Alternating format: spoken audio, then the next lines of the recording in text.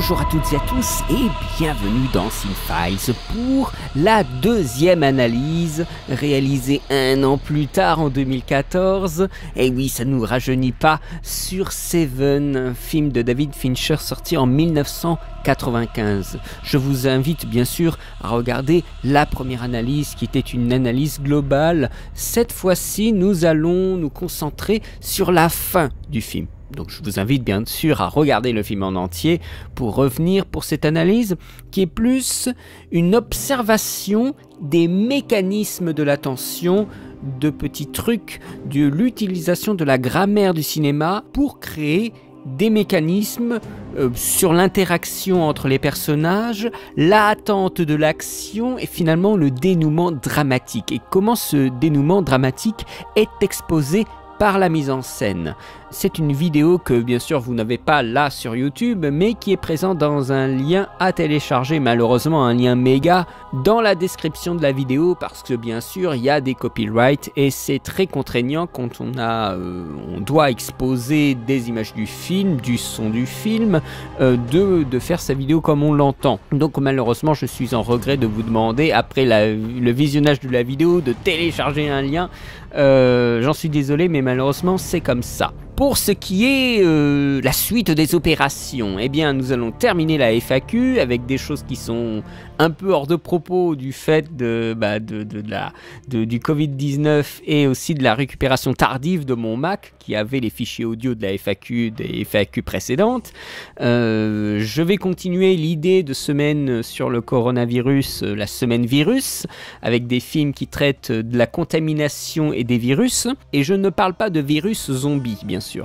Et je vais entre-temps sortir aussi des critiques que je voulais faire de films, mais qui ne sont jamais sortis. J'entends par là les films Dragon numéro 3, Le Monde Caché, La Grande Aventure Lego numéro 2, et aussi Spider-Man Into the Spider-Verse, que j'avais beaucoup aimé. Je l'avais dit sur Facebook, j'avais beaucoup aimé le film, et ça me permettra d'ailleurs de le revoir pour le coup. Donc voilà, c'est des critiques qui sont restées dans l'oubli un petit peu, que j'avais pas plus avancé, donc je vais m'y consacrer dans les prochains temps. Et puis avec le Covid-19 et le fait que je fasse du coup une activité de roleplay sur un jeu vidéo, ça m'a permis vraiment, ça m'a permis, je sais pas si ça me permet, mais en tout cas ça m'a fait un petit peu reculer sur ma chaîne et ma chaîne, j'ai envie qu'il y ait du changement. Alors le changement, il n'est pas pour tout de suite, mais j'ai envie de traiter des films d'une autre façon, parce que j'ai toujours beaucoup aimé des vidéos sur internet qui proposaient une approche des films à travers un angle très précis.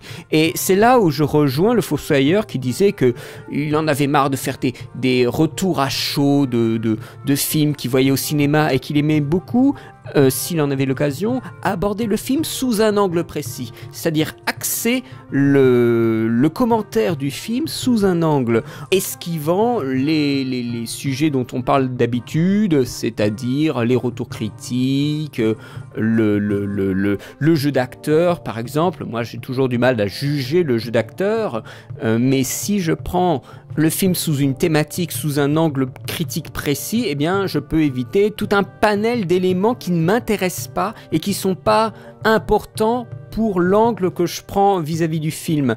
Donc quelque chose de plus resserré, de plus thématique, et cela va bien sûr avec un travail visuel autour de cette thématique quand je vais faire la vidéo sur le film.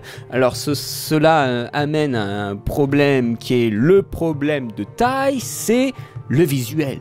Déjà, je ne suis pas un graphiste, je ne suis pas un motion designer, ce n'est pas mon métier, j'ai l'impression que ça me prendrait une éternité opté pour acquérir des connaissances, parce qu'il y a beaucoup de tutos, mais il y aurait tellement de choses à imaginer que je passerai mes nuits et mes jours à faire ça, et j'ai pas forcément envie de ça. Je suis devant une impasse visuelle. Qui plus est, je souhaiterais lancer certains concepts, certains projets d'écriture, mais les bibliothèques ne sont pas encore ouvertes. En tout cas, celles qui m'intéressent ne sont pas encore ouvertes, et je suis aussi, du coup, dans une impasse intellectuelle, puisque je ne peux pas faire les recherches que je veux pour boucler des projets qui sont en cours ou qui commencent à être amorcés. Donc je suis vraiment dans une espèce de flottement où j'ai envie que ça change, parce que ça fait quand même depuis 2011 que je fais des vidéos sur le cinéma, et maintenant je me dis ce serait bien de remanier la formule. Mais vous savez ce qui se passe quand on remanie la formule, il y a Willem Dafoe qui sort de sa cage de verre, qui fout un scientifique en l'air, donc là c'est pas possible. Si je trouve, alors, en fait le grand problème de la chaîne c'est le visuel. Si je trouve c'est un appel comme ça, hein.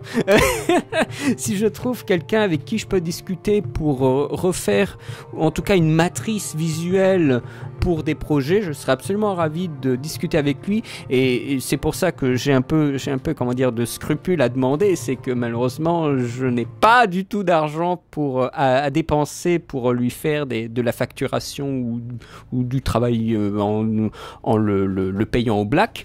Je n'ai pas d'argent du tout pour ça, malheureusement.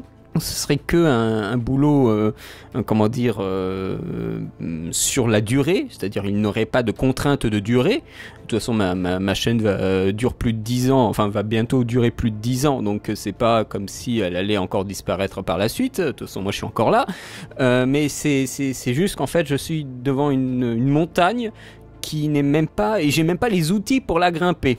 Alors tout ce que je fais, c'est que je tourne autour, c'est un peu ce que je fais, mais je peux pas la grimper. Donc je souhaiterais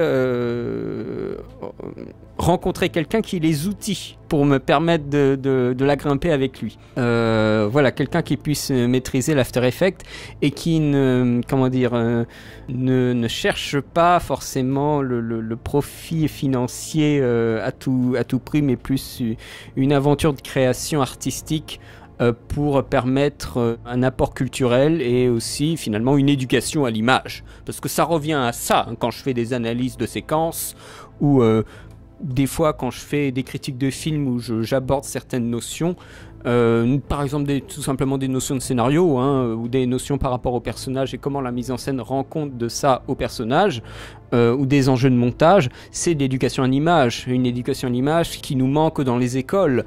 Donc le Facebook il est ouvert. Je vous remercie de m'avoir écouté. Le rythme il sera en dents de scie, hein, j'en suis absolument désolé. Le rythme il est en dents de scie, mais ce sera comme ça en attendant que j'arrive à mieux m'organiser et sortir de cette espèce de léthargie, parce que je dois bien vous avouer que le Covid il m'a plombé un peu. En fait, il a plombé un rythme. Voilà. Et maintenant, c'est tous les jours dimanche. Vous voyez ce que je veux dire?